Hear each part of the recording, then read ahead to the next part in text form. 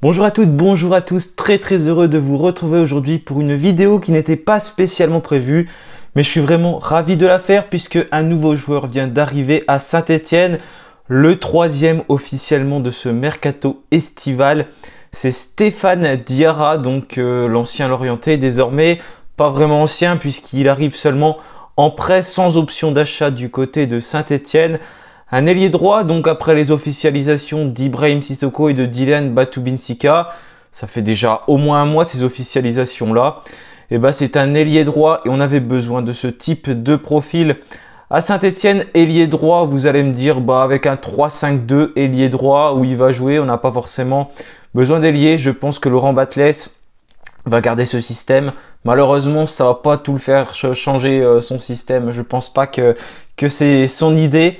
Mais je pense que pour lui, ailier droit, ça veut dire piston droit et j'imagine donc que ce joueur va jouer en tant que piston droit. Stéphane Diarra, donc joueur de 24 ans. Quand on regarde sa fiche, là je vous fais une présentation rapide du joueur.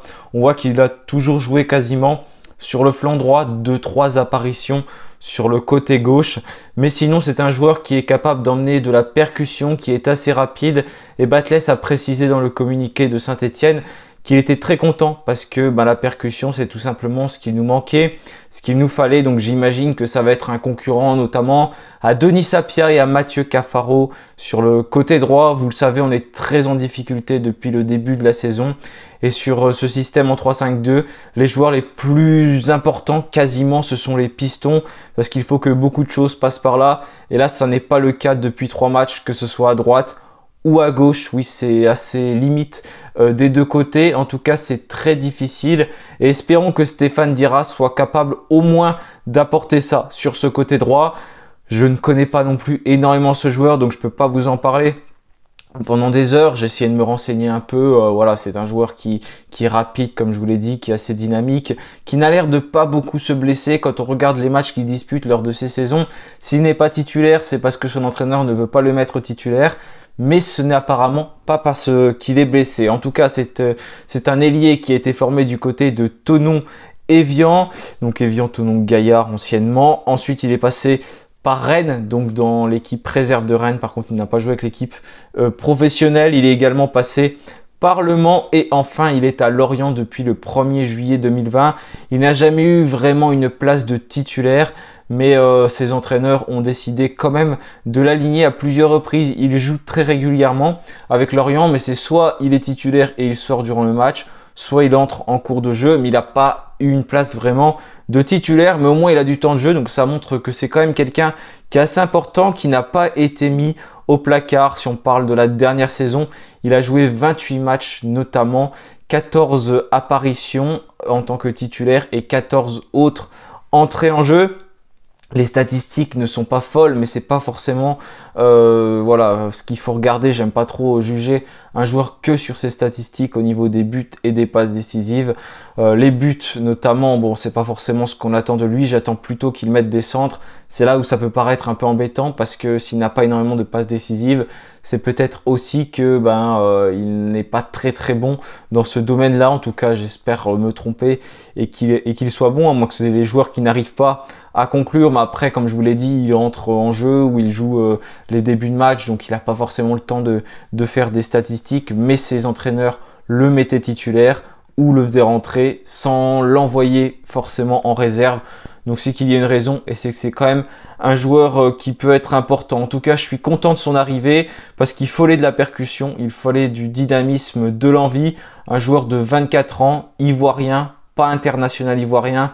Et ça, il faut que ça compte aussi. Pourquoi? Parce qu'il y aura la Coupe d'Afrique des Nations entre du 13 janvier au 11 février, je crois, je viens de regarder les dates. Et du coup, normalement, à moins qu'il réalise une énorme saison avec Saint-Étienne, il ne sera pas sélectionné avec la Côte d'Ivoire pour cette compétition. Donc on pourrait avoir ce joueur durant toute la saison.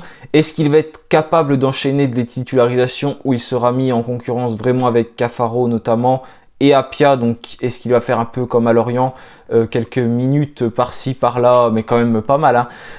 Ça, on aura la réponse bien sûr avec Laurent Batles, mais du coup je ne sais pas s'il est capable d'enchaîner les matchs de 90 minutes parce qu'il n'en a pas forcément eu l'habitude. En tout cas, il n'a pas joué depuis le début de la saison. Son entraîneur ne comptait pas dessus à Lorient. Du coup, c'est un prêt sans option d'achat du côté de Saint-Étienne. On va voir ce que ça donne.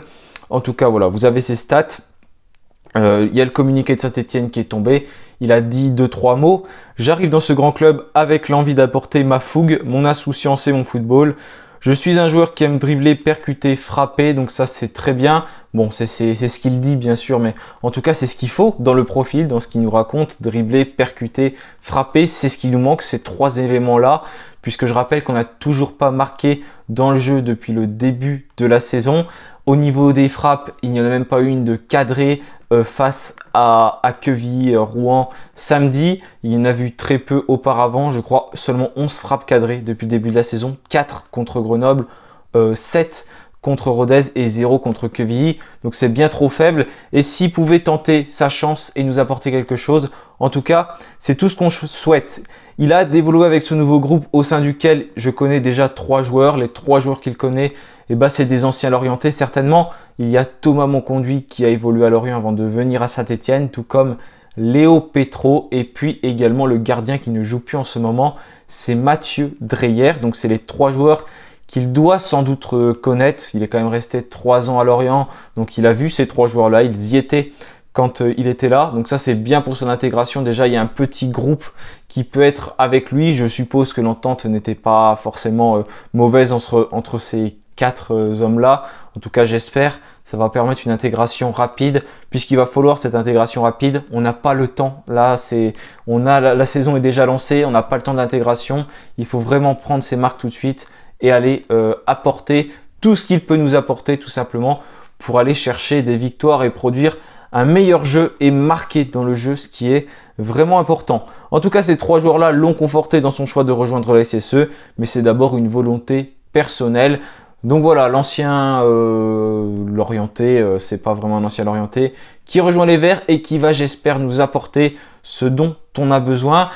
On a renforcé le côté droit, il faudra renforcer le côté gauche si possible avant Annecy. Ce joueur donc pourra prétendre à une place de titulaire. On attend l'arrivée de Mahmoud Bentay, donc qui vient du Raja Casablanca. Également un ailier gauche international marocain, ou pas forcément international, je me souviens plus, mais qui voudrait être international marocain, qui est assez jeune également. Donc pareil, on ne sait pas, là pour le coup je ne sais pas trop les qualités de ce joueur parce que pour le coup j'ai jamais pu le voir jouer dans ce club là. Donc avec le Maroc il pourrait voir Benjamin Bouchouari qui est toujours à Saint-Étienne, même si voilà il pourrait y avoir des offres comme pour certains autres joueurs, mais pour l'instant il est toujours à Saint-Étienne et ça va mettre de la concurrence aussi sur ce côté gauche s'il arrive. Peut-être que l'officialisation arrivera dans les prochaines heures, certainement pas aujourd'hui mais peut-être mardi ou mercredi. En tout cas, nous on se retrouvera pour un live. On va pouvoir parler donc du début de saison de Saint-Étienne avec notamment l'impact physique. Là, on est vraiment très en difficulté. Revenir sur ce match contre Quevilly et puis parler des arrivées aussi avec ce nouveau joueur Stéphane Diarra et peut-être une nouvelle recrue d'ici là. On va pouvoir évoquer tout ça en live mercredi à 21 h. Donc je vous attends nombreuses et nombreux. En tout cas, ça fait plaisir de commencer cette semaine avec une nouvelle arrivée. Moi, je vous souhaite à tous une bonne semaine et comme d'habitude, allez les Verts, salut à tous.